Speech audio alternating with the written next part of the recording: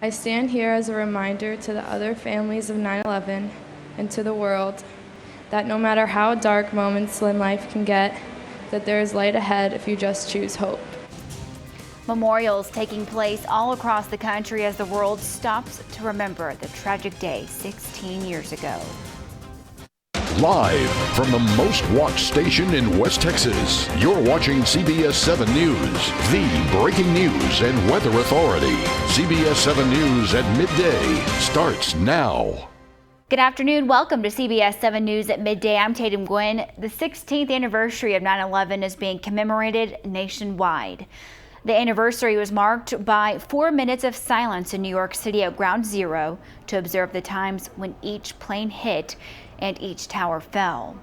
Nearly 3,000 people died when hijacked planes slammed into the Trade Center, the Pentagon, and a field near Shanksville on September 11, 2001. President Donald Trump, a native New Yorker, is observing the anniversary for the first time as the nation's leader. The LNOL Art Museum is also paying special tribute to those who lost their lives 16 years ago with an exhibit that opens tonight at 6:30. It is a room filled with panels from that tragic day, detailing the times each event happened. The exhibit will be open until December 3rd. Tonight at 6, CBS 7's Samantha Medney talks to one of the widows of a first responder for their reaction to the exhibit and how they are carrying on. And earlier today,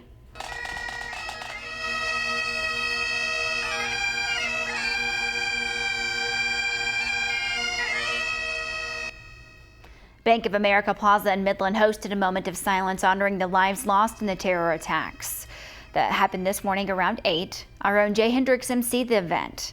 A flag raising and moment of silence as well was held. Breakfast was served after. Moving on to Hurricane Irma, it continues to barrel through Florida, flooding streets, spawning tornadoes, and knocking out power to millions in its path. Miami International Airport is closed today after sustaining significant water damage and is expected to reopen tomorrow with limited schedules. And even though the storm has been downgraded now to a tropical storm, the warnings are still in place to stay away. Don Champion has the latest. Irma's strong winds are still pounding Florida. Even though the storm is slowly weakening, the National Hurricane Center warns it is still life-threatening with dangerous storm surge, powerful wind gusts, and torrential rains. Folks are going to come out and want to really go out and assess what it's looking like. We just want them to take caution. We don't want people getting hurt after the fact. That if you survive the storm, then go out and get hurt. Downed power lines and transformers are sparking fires. These on Florida's East Coast. This used to be a gas station in Naples, near where the storm entered the peninsula. Several mobile homes were damaged in the same area.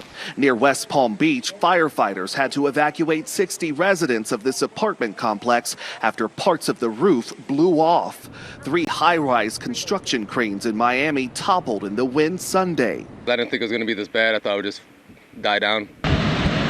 In the Florida Keys, boats were carried into streets, cars were carried into water. Some homes no longer sit on level ground. Rescue crews in the Keys are beginning house-to-house searches this morning, looking for people who need help and assessing the damage. Millions throughout the state are without power, possibly for weeks. Don Champion, CBS News, Tampa.